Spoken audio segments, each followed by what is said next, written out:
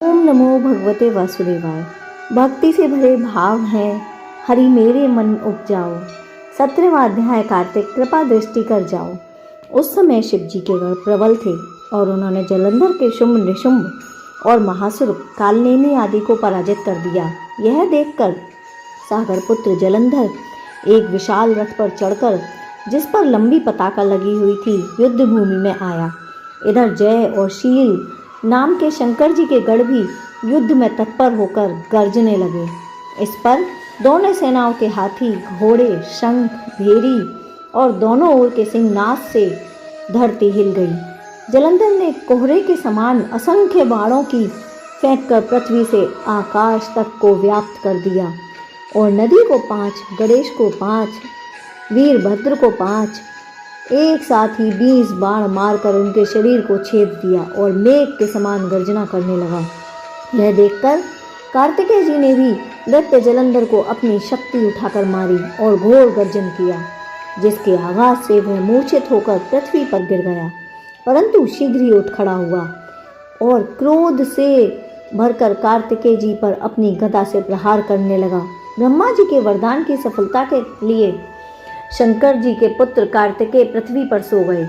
गणेश जी भी गदा के प्रहार से व्याकुल होकर धरती पर गिर पड़े। नंदी व्याकुल हो गदा के प्रहार से पृथ्वी पर गिर गए। फिर दैत्य ने हाथ में परिध लेकर शीघ्र ही वीरभद्र को भी पृथ्वी पर गिरा दिया। शंकर जी के गण चिल्लाते हुए संग्राम भूमि बड़े ही वेग से छोड़कर चले गए। वे भागते हुए गण शीघ्र ही शिव जी के पास आए और व्याकुलता से युद्ध का सब समाचार कह सुनाया। लीलाधर भगवान ने उन्हें अभय का वरदान दिया और शीघ्र ही वह रणभूमि में आ गए। इस प्रकार से कार्तिक महात्म्य का 17वां अध्याय पूर्ण होता है। उसके पश्चात कार्तिक मास के 18वें अध्याय में मैं बताती हूँ कि लिखता हूँ मैं पुराण की सीधी सच्ची बात। 18वां अध्याय कार्तिक, मुक्ति का वरदान। अब रौद्र रूप महाप्रभु शंकर जी नंदी पर चढ़कर युद्ध भूमि में आए और उनको आया देखकर उनके पराजित गण फिर लौट पड़े और सिंहनाद करते हुए आयुधों से दैत्यों पर प्रहार करने लगे। भीषण रूपधारी रुद्र को देख दैत्य भागने लगे। तब जलंधर हजारों वाण छोड़ता हुआ शंकर जी की ओर दौड़ पड़ा। उसके शुंभ निशुंभवादी वीर भी शिव जी की ओर दौड़े। इतने में शिव जी ने जलंधर के सब वाण जालों को काट दिया और अपने बाणों की आंधी से दैत्यों को फरसे से मार डाला।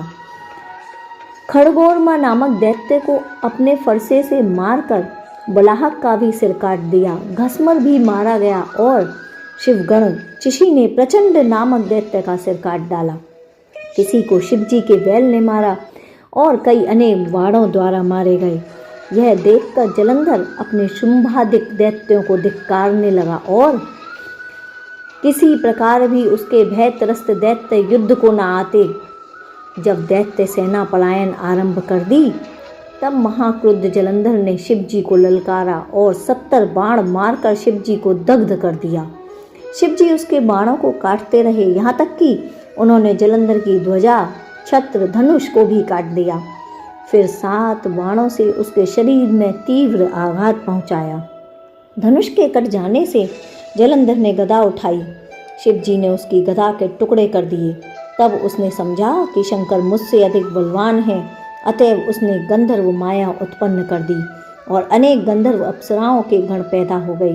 वीणा और मृदंग आदि बजने लगे, जिससे अपने गणों सहित रुद्र भी मोहित हो एकाग्रचित्त होकर उन्होंने युद्ध बंद कर दिया। फिर तो काम मोहित जलंधर बड़ी शीघ्रता से शंकर जी का रूप धारण कर वृष पर बैठकर पार्वती जी के पास जा पहुंचा। उधर पार्वती जी ने अपने पति को आते देखा तो उन्होंने अपनी सखियों का साथ छोड़ दिया और आगे आईं। उन्हें देख कामातुर जलंधर स्वयं को रोक न सका। तभी माता पार्वती ने उसे दानव समझ लिया और अंतर्ध्यान होकर उत्तर की मानस पर चली गई। तब पार्वती ने विष्णु जी को बुलाकर दैत्य धन का वह कृत्य कहा। यह प्रश्न किया कि क्या आप इससे अवगत हैं? भगवान विष्णु ने कहा, आपकी कृपा से मुझे सब ज्ञात है। हे माता, आप जो भी आज्ञा करेंगी मैं उसका पालन अवश्य करूंगा। जगत माता ने विष्णु जी से कहा, उस दैत्य ने जो मार्ग खोला है उसका अनुचरण उचित है, अनुसरण।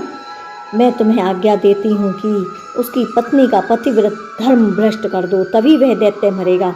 पार्वती जी की आज्ञा पाते ही विष्णु जी उसको शिरोधार्य कर छल करने के लिए जलंधर के नगर की ओर चल दिए।